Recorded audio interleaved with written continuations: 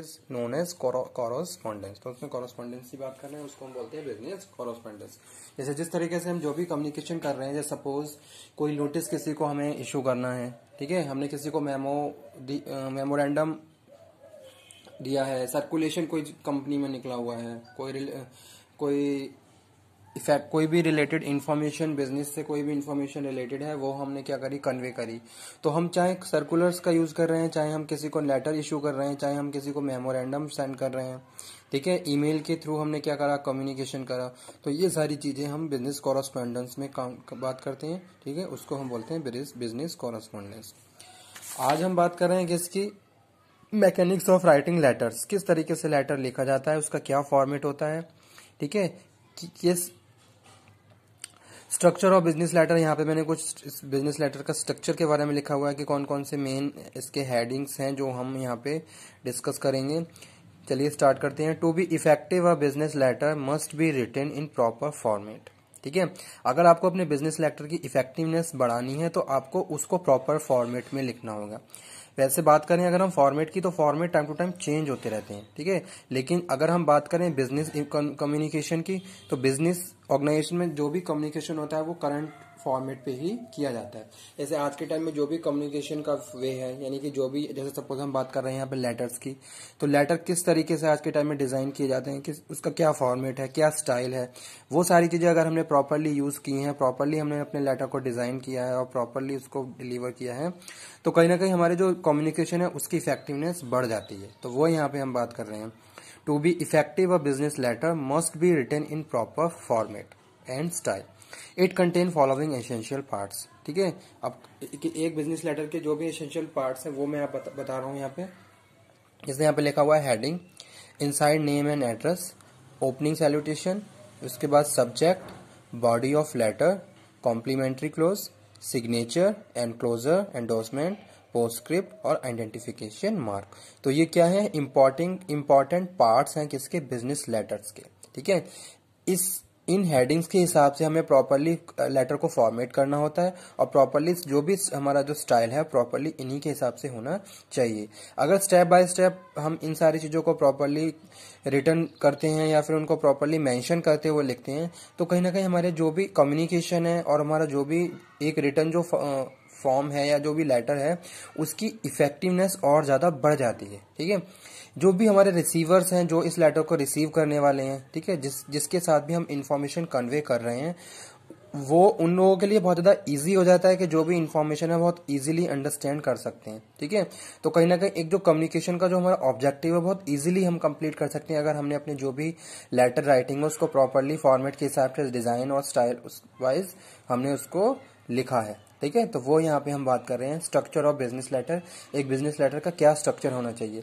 और business letter organisation के point of view से बहुत ज्यादा इंपॉर्टेंट वे ऑफ कम्युनिकेशन है, क्योंकि क्या होता है, डे टू डे बहुत सारी ऐसी प्रैक्टिसेस होती हैं जहां हमें लेटर की जरूरत होती है, ठीक है। या सपोज आपको कोई लेटर इश्यू करना है किसी के लिए कोई लेटर जनरेट करना है, ठीक है। अलग अलग डिपार्टमेंट्स है, हर डिपार्टमेंट में बहुत सारे इश्यूज चलते हैं, बहुत सारे इन्फॉर्मेशन हमें कन्वे करनी होती है, यानी कि डिफरेंट वे ऑफ कम्युनिकेशन होते हैं, चाहे वो किसी के लिए वार्निंग हो या किसी के लिए कोई सजेशन हो, किसी के लिए कोई भी वे ऑफ कम्युनिकेशन हो।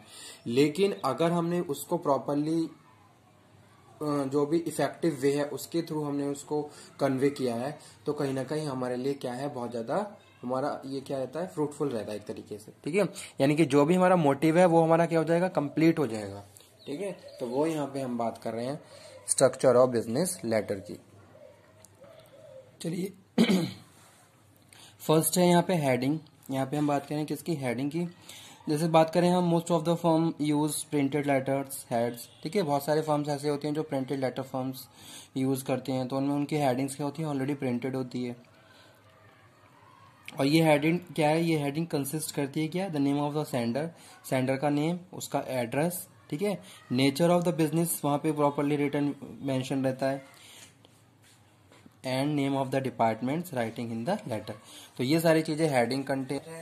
सेकंड है यहाँ पे इनसाइड एड्रेस। इनसाइड एड्रेस में हम बात कर रहे हैं किसकी,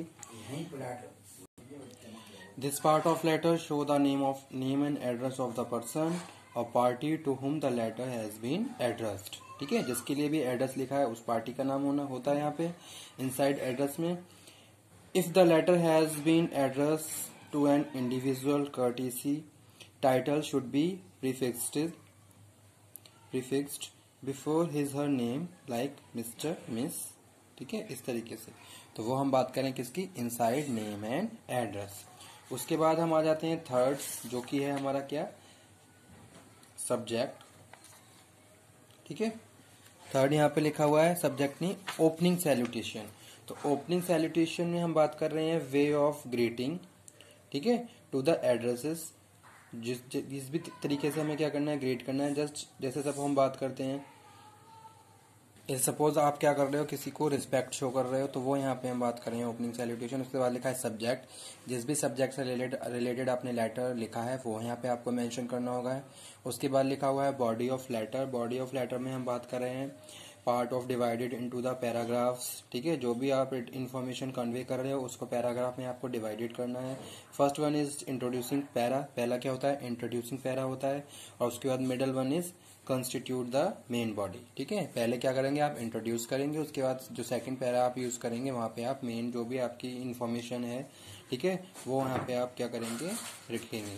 ठीक है, और लास्ट होता है कंक्लूडिंग पैरा। तो यहाँ इस तरीके से 3 पैरा बन जाते हैं बॉडी ऑफ द लेटर में। उसके बाद है कॉम्प्लीमेंट्री क्लोज। यहाँ पे हम बात कर रहे हैं रिगार्ड और respect which the writer wants to convey the readers. It must agree with salutation. ठीक है, जो भी आप यहाँ पे बात कर रहे हैं रिगार्ड और रिस्पेक्ट की, जो भी आप जिस रीडर को शो करना चाह रहे हो। उसके बाद लिखा हुआ है सिग्नेचर। सिग्नेचर यहाँ पे होने प्रॉपरली होनी चाहिए। Signature in written, in hand written below the complimentary close. It is customary to type. ठीक है, तो वो यहाँ पे हम बात करें सिग्नेचर्स की। और जो सिग्नेचर है वो ऑथेंटिक प्रूफ होने चाहिए। ठीक है, तो वो यहाँ पे हम बात करें। उसके बाद लिखा हुआ है एनक्लोजर। एनक्लोजर हमेशा हम बात करेंगे, enclosure should be indicate on the left hand bottom corners of the letter papers by writing the words enclosure, या एनक्लोज भी लिख सकते हैं, ENCL एनक्लो भी लिख सकते हैं, after the number of enclosures. ठीक है, इस तरीके से हमें लिखना है किसके बाद, सिग्नेचर के बाद। उसके बाद हम बात कर रहे हैं एंडोर्समेंट की। एंडोर्समेंट पे हम बात कर रहे हैं जैसे सपोज एडिशनल पीपल हैं जिन्हें आपने वो इन्फॉर्मेशन कन्वे करी है, तो वो यहाँ पे हम बात कर रहे हैं। इसके बाद है पोस्ट स्क्रिप्ट। पोस्ट स्क्रिप्ट में हम बात करते हैं if the writer wants to write something after the completion of the letters. तो इस तरीके से यहाँ पे हम पोस्ट स्क्रिप्ट को यूज करते हुए वहाँ पे इंफॉर्मेशन लिख सकते हैं। ठीक है, तो वो यहाँ पे हम बात कर रहे हैं पोस्ट स्क्रिप्ट की। उसके बाद है identification mark at the bottom of the letters. Initial of the typist are put down with the view of hold. The typist responsible for its typing out. ठीक है, sometime the person responsible for writing the letter also put down his initiate after the initial of the typist. ठीक है, तो वो यहाँ पे हम बात करें आइडेंटिफिकेशन मार्क्स की। जैसे सपोज आपने कोई लेटर लिखा है तो आपने क्या किया, अपना आइडेंटिफिकेशन मार्क्स वहाँ पे क्या कर दिया, राइट कर दिया है। ठीक है, तो वो यहाँ पे हम बात कर रहे हैं।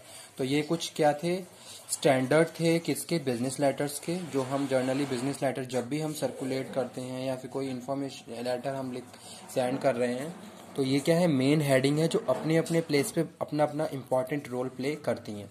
आज जो फॉर्मेट है, फॉर्मेट के हिसाब से बिजनेस लेटर लिखे जाते हैं ताकि आज के हिसाब से जो भी रीडर हैं वो उसको प्रॉपरली अंडरस्टैंड कर सकें, और फीडबैक रिक्वायर्ड है तो फीडबैक भी भेज सकें।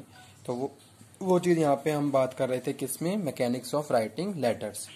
तो इस तरीके से एग्जाम में इससे रिलेटेड अगर क्वेश्चन आता है तो आपको ये सारे हेडिंग प्रॉपरली एक्सप्लेन भी करने होंगे तब। ठीक है, तो ये था मैकेनिक्स ऑफ बिजनेस लेटर और बिजनेस कॉरेस्पॉन्डेंस।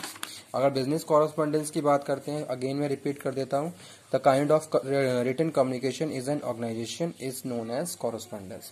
रिटन कम्युनिकेशन की बात कर रहे हैं तो उसको हम बिजनेस कॉरेस्पॉन्डेंस बोलते हैं। रिटन कम्युनिकेशन कैसे भी हो सकता है, चाहे हमने ईमेल के थ्रू किया, लेटर के थ्रू किया, कोई मेमोरेंडम है, कोई सर्कुलर जारी किया गया है ऑर्गेनाइजेशन में, तो ये सारी चीजें कॉरेस्पॉन्डेंस में काउंट होती हैं। और क्या है, सोर्स ऑफ रिटन कम्युनिकेशन। आज हमने बात की थी किसकी, मैकेनिक्स ऑफ राइटिंग लेटर्स, और जो स्टैंडर्ड थे जो स्ट्रक्चर था वो हमने डिस्कस किया था इसमें बिजनेस लेटर में। ठीक है।